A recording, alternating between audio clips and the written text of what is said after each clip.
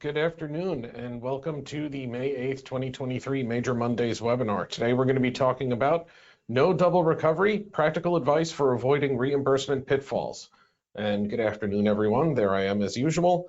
Live question and answer, so feel free to type your questions into the GoToWebinar box and we'll get to them at the end if you have any.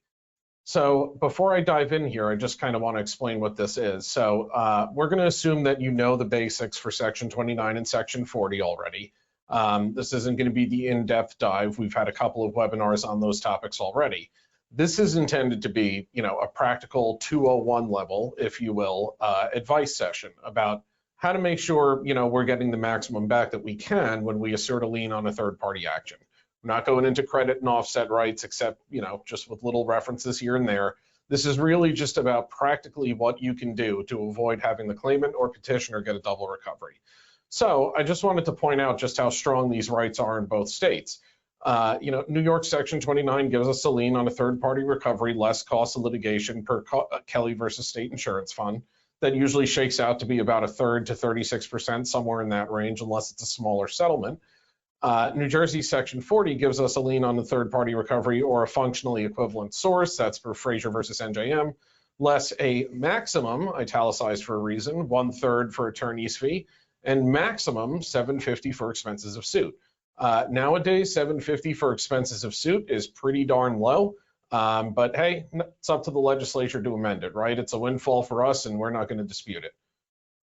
All right, no double recovery. This is why we're here today. So I just cited to some pretty powerful language from some various cases across both jurisdictions.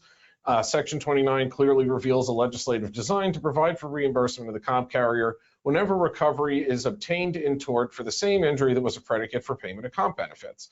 Matter of Granger versus Erda says that an inviolable lien attaches to any recovery obtained by the claimant.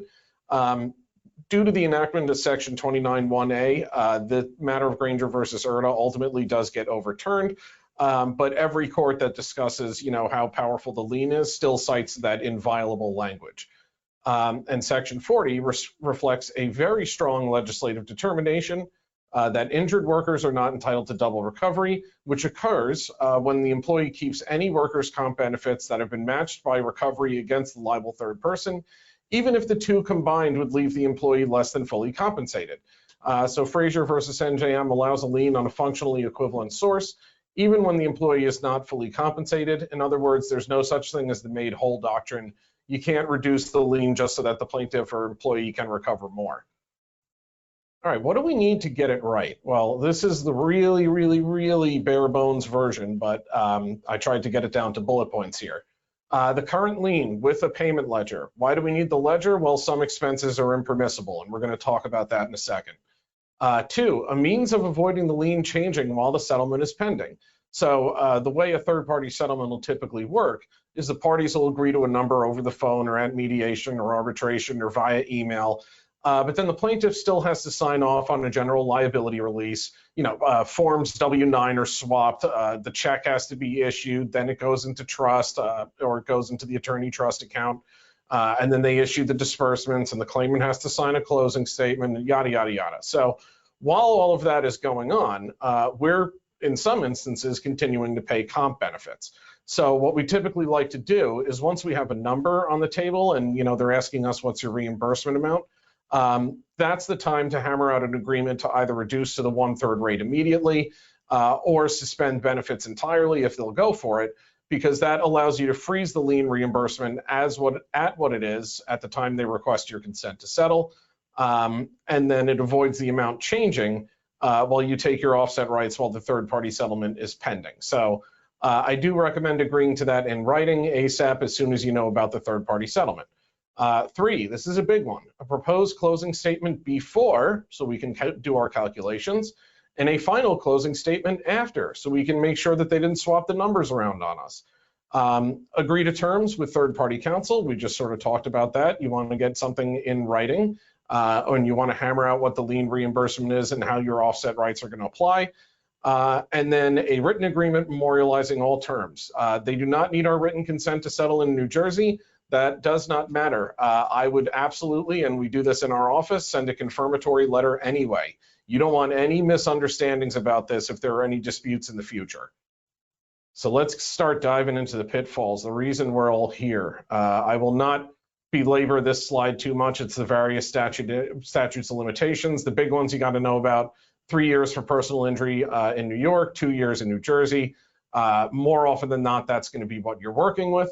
Loss transfer is 3 years from the date of each payment. The only thing I really want to point out here that you can see I underlined on the slide here, there's an abbreviated statute of limitations for public entities in New York. You need to notice a claim within the first 90 days, and then the statute of limitations is a year and 90 days after for municipal entities, or a 90-day notice of intent, or actually filing the claim itself, and a 2-year SOL for claims against the state of New York that you're bringing in the Court of Claims. New Jersey does not permit Section 40 rights on Title 59 claims, i.e. suits against public entities, so this is a New York exclusive. The reason why I'm bringing this up is the law says that somebody, whether it's the claimant and we inherit the right via assignment, or the carrier does it just to cover their butt, somebody has to file a notice of claim within the first 90 days, or you're going to need leave from the court to file a late one. But even if, subrogation is not going to be effective yet, you need to wait a year or 6 months after the awarding of compensation. And the law says that doesn't matter. Even though the assignment hasn't occurred yet, somebody had to have adhered to the law within the first 90 days. So when you're dealing with municipal defendants, even though subrogation hasn't become effective yet under Section 29.2, it is a very good idea just to file a protective notice of claim. And especially against the city of New York, you can literally do it on the comptroller's website. It's super easy. It's a pretty self-explanatory form. There's no reason not to do it. So I just wanted to point that out. The other statutes of limitations, like I said, I'm not really going to belabor it. Just make sure you're noting the correct applicable SOL from the start of your case. For instance, 2 years for wrongful death in New York and New Jersey. Don't think you're going to have a 3-year personal injury SOL in a wrongful death case in New York. All right, second pitfall. So what's lienable or subject to a lien in New York? When I say what's lienable, I mean what have we paid that we can assert a lien on? And when I say subject to a lien, I'm referring to the type of third-party recovery itself. Lienable benefits: medical or indemnity, including in denied cases, Section 32 settlements, attorney fees in New York because they are a lien on compensation. Our adversaries don't get paid unless the claimant does. IME, nurse, case manager, those types of expenses we argue to include. A savvy third-party attorney will tell us to take a hike, and oftentimes the amounts are so low it's not worth fighting. Not lienable: medical or indemnity paid in lieu of first-party benefits. I'll get into that in a moment. Recovery subject to a lien. These are rather long: personal injury, legal and med mal, intentional wrong claims by a coworker or employer. That includes human rights claims, hostile work environment, discrimination, recovery from the Motor Vehicle Accident Indemnification Corporation, civil rights claims against employers or government entities, federal administrative payments that are a substitute for tort recovery, example, the Military Claims Act, and wrongful death. So continuing, recoveries, this is still in New York, recoveries not subject to a lien: voluntary settlement from the employer's own policy without wrongdoing or liability, underinsured motorist or uninsured motorist benefits, unless you guys agree to the contrary, and I'll talk about that in a second. Federal Victim Compensation Law recovery, September 11th and Families Relief Act, a legitimate recovery for loss of consortium, and what I mean is that's typically going to end up being about 10% of the recovery for the primary defendant when you're talking about a per quad claim. So if it's allocated 50-50, chances are someone's just trying to skirt the lien. So that's what I mean by legitimate recovery. They actually need to prove the loss of consortium claim. Remember that the recovery has to match the benefits and vice versa. So a lien on malpractice, medical malpractice, is only going to be to the extent that the malpractice caused you to pay benefits. So like medical treatment and indemnity after the malpractice. A lien on wrongful death for death benefits, but not for lifetime benefits, etc. Again, kind of self-explanatory. Match up the type of benefit payment to the type of recovery. Going to New Jersey, so kind of the inverse here in that we have a lien on less types of payments, but on more types of recoveries. So disability and medical necessary to cure and relieve per Section 15. The way to think about what I have a lien on in New Jersey, think med, temp, and perm. Petitioner share of attorney fees and expert fees on a Section 22 order approving settlement. I put the case citations there. This is a hot button issue, but we have gotten away with it on many cases, and the New Jersey courts have yet to really address the issue. So for the time being, we continue to have Section 40 rights on the petitioner's share of those costs in an OAS. Payments in a non-compensable case, and a Section 20 settlement if agreed contractually under Kali versus Hitachi Power Tools. So what that says is you can actually put in the Section 20 order and in the settlement affidavit and on the record that the petitioner agrees to reimburse the Section 20 from any third-party recovery. The courts have said, or in Kali versus Hitachi Power Tools, the appellate division said that has nothing to do with the law saying Section 20s are not subject to Section 40. That's literally a contractual settlement agreement to reimburse the lien. So you can't agree to that and put it on the record and then refuse to do it when you settle your case. So most adversaries not going to go for it, but if they'll agree to it, awesome. Definitely something to include. Not lienable. IME fees, court costs, legal expenses, generally not lienable. Funeral expenses, Section 20 settlements ordinarily, like we just talked about, and an additional amputation award under Section 1221. Continuing with New Jersey here, types of recovery subject to a lien. Again, kind of the inverse of New York. We have way more here thanks to Frazier versus NJM. Recovery from a tortfeasor, functionally equivalent source, legal or med mal, UIM claims, receivership of insolvent insurers, but not on payments made by the Guarantee Association. Intentional wrong suits, those are your laid low claims in New Jersey. Dependency benefits in a wrongful death case. Not subject to a lien, again, per quad claims, loss of consortium, stuff like that. And once again, unless gamesmanship. Title 59 suits, but just note that that does not include recoveries from other states or the federal government or the Port Authority, even if the action is brought in New York. In New Jersey, the state itself. What Title 59 says is it references New Jersey public entities. So a suit against another state or municipality or the federal government or the Port Authority, even if brought in a New Jersey court, you can assert Section 40 rights on. Same as in New York, the recovery has to match the benefit type. Third pitfall, math and chicanery, one of my favorite words.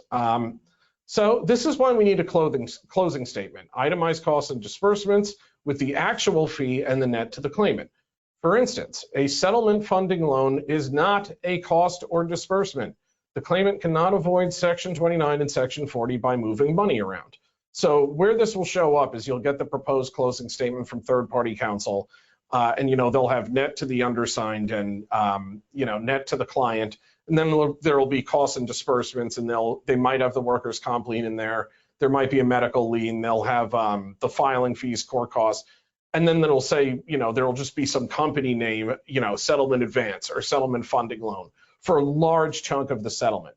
No, that is not a cost or a disbursement. That's an advance on your third-party settlement, and you don't get to skirt Section 29 or Section 40 by getting the money early and then going, I'm sorry, it's a cost now.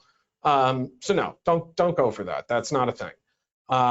Very common in New Jersey for attorneys to assume an automatic 1/3 reduction minus $750. We have caught a couple of third-party attorneys with their hands in the cookie jar on this.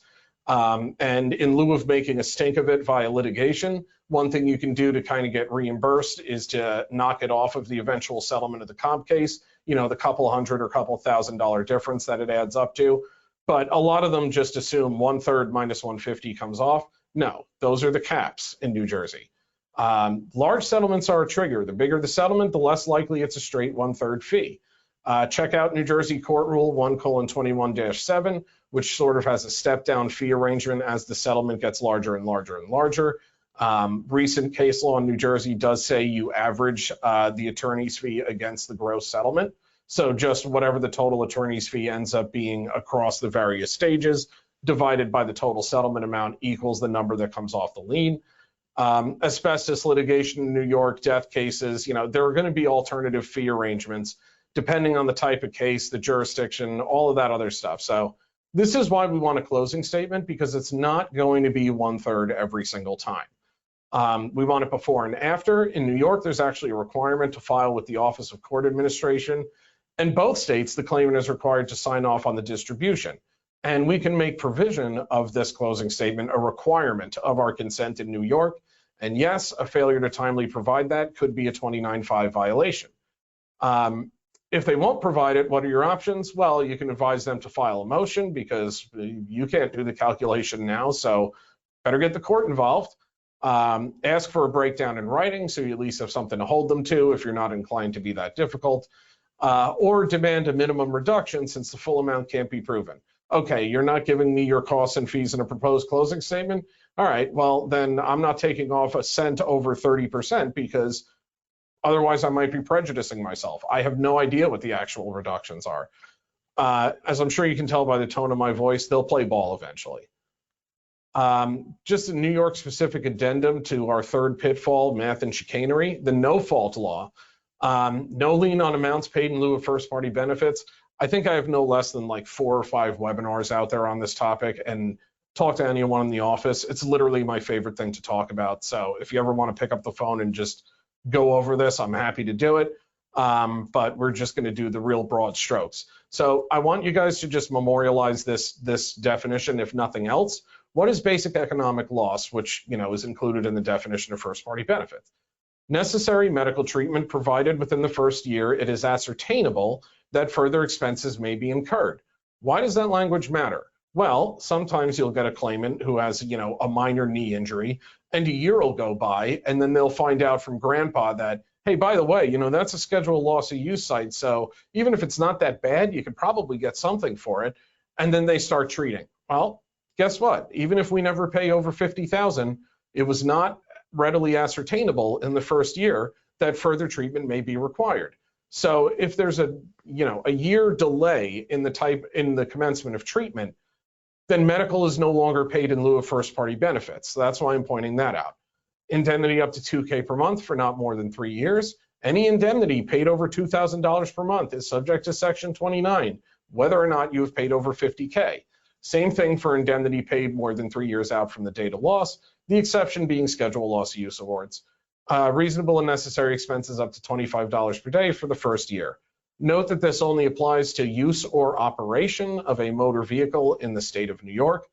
Believe it or not, every one of those things other than state of New York, which is self-explanatory, has been defined by various cases, but it needs to be use or operation of a motor vehicle as defined under the law in the state of New York, within the New York geographical boundaries. Your consent is still required even if there is no reimbursement. Why is that? Because there might be future offset rights at stake. Once you pay over $50,000, even if you're not entitled to reimbursement presently, you might still have Section 29 offset rights. I want to be very clear about this because this whole webinar is about pitfalls. Never agree to anything that says the lien is waived or you are not entitled to reimbursement until you pay $50,000. Every third-party attorney on earth thinks that's how it works, and every third-party attorney on earth is incorrect. There is nothing that says the first $50,000 is waived. There is nothing that says you're not entitled to reimbursement. What's the better wording you can use here? Carrier does not have a lien on amounts paid in lieu of first-party benefits as defined in Insurance Law 5102 and set forth in Workers' Comp Law Section 29(1)(a). Yes, slightly more verbose, but it's going to cover you, and I'll show you exactly how on the next slide.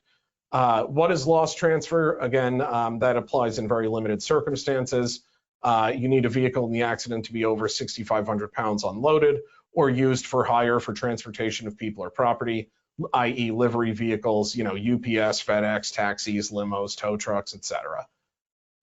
So very quick with the math here. So here are 2 New York no fault examples. So let's say we paid $100,000, the third party settlement is $150,000, the attorney fee is a third, i.e. $50,000, and costs are $1,000. So $51,000 over $150,000 per Kelly is a 34% cost of litigation. So our lien is reduced to $50,000 because there's a $50,000 carve out, right? And then the carrier gets back the remainder minus 34%, which is $33,000.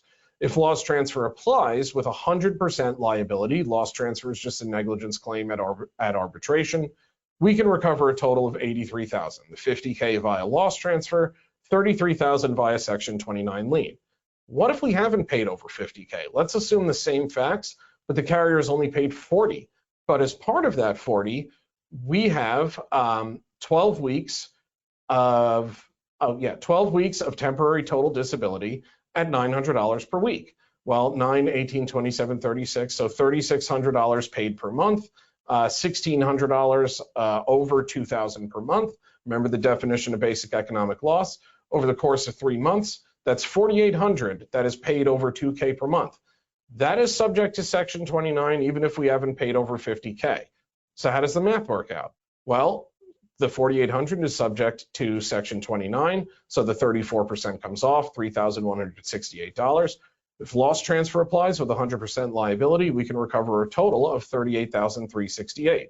$35,200 via loss transfer. That's $40,000 minus the $4,800, because again, that's not included in the definition of first-party benefits.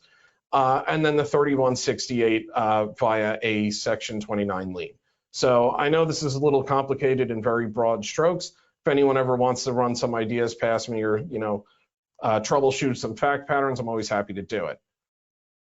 Fourth pitfall, negotiation tactics. I love this one. Always recommended to serve a Section 40D lien notice. The language is prescribed by statute. I recommend including it. And a Section 40F / Section 29.2 subrogation notices when it's ripe. In both states, it's after a year. New York also includes 6 months after the awarding of compensation, so you can serve it a little earlier. You are holding all the cards here. Their only remedy is judicial intervention if you will not agree to a reduced number, and the courts cannot knock down the lien. I showed you Frazier versus NJM, which basically said that we are entitled to full reimbursement, and there's no such thing as the made whole doctrine.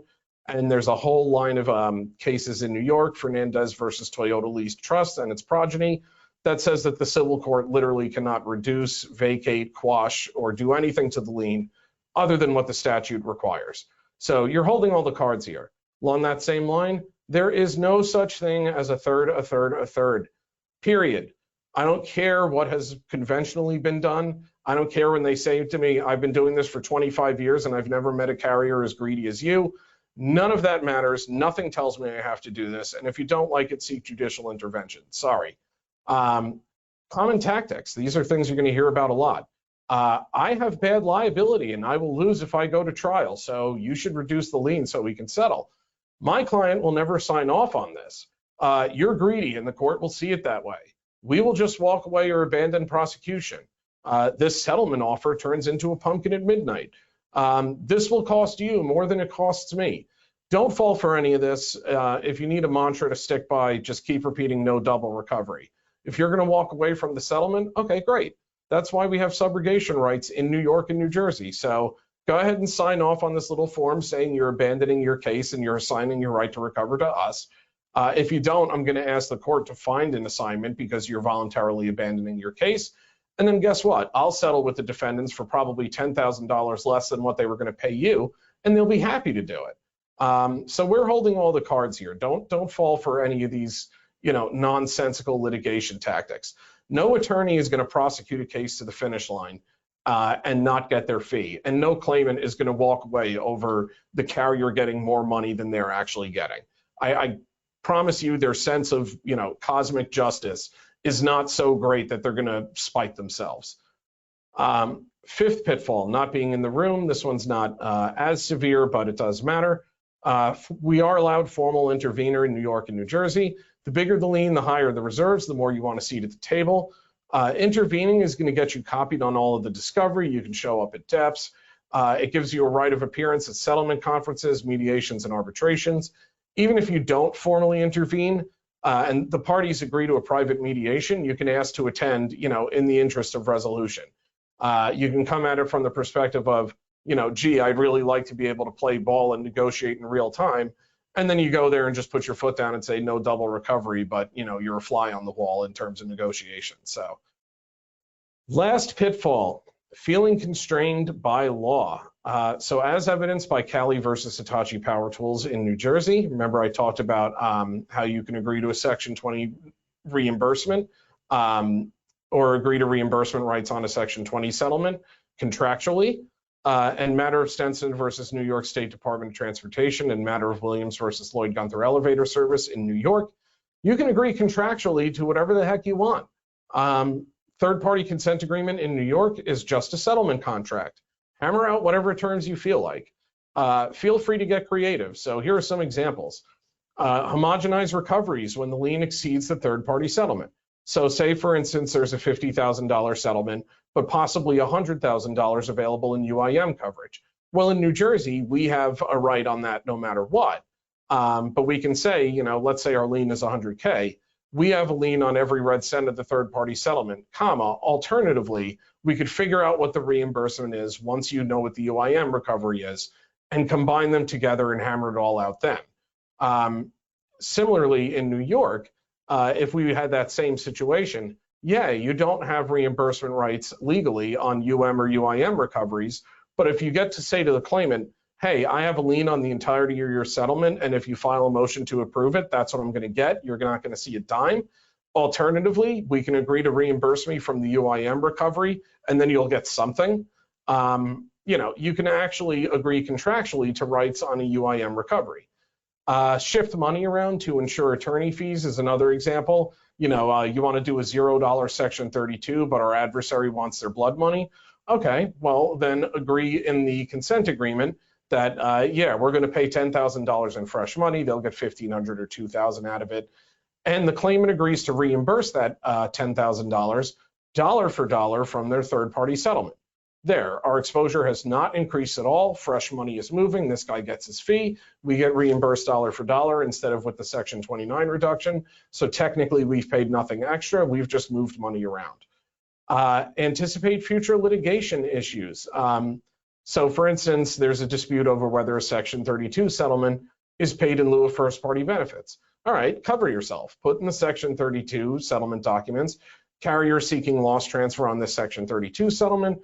The parties agree that if the loss transfer recovery is unsuccessful, that the Section 32 is not paid in lieu of first-party benefits such that the carrier has a lien on the same. Great. When they settle their third-party action, suddenly, you know, you have lien reimbursement rights on the Section 32, even if you haven't paid over 50K.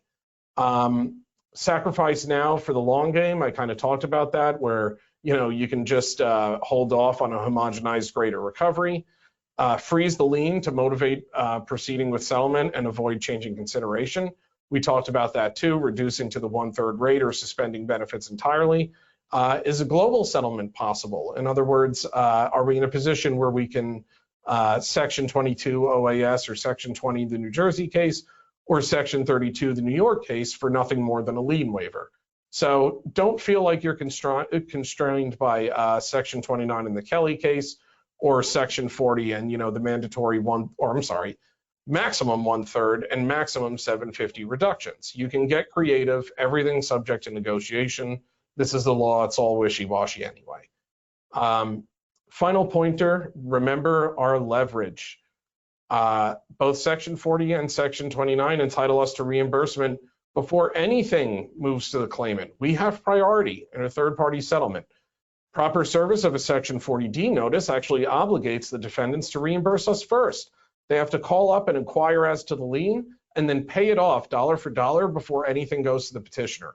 That's pretty darn powerful leverage. Similarly, service of a Section 29-2 or Section 40F subrogation notice gives you powerful leverage. Why? Oh, my client will never go for a settlement where they're not getting any money. Okay, great. I'll take over prosecution and settle for less than what they're probably paying you.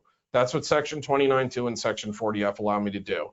And by the way, it's going to bar your right to continue pursuing your claim. So your client will get nothing and I'll get more than I'm getting under the current setup. So that's your other option. That is tremendously powerful leverage.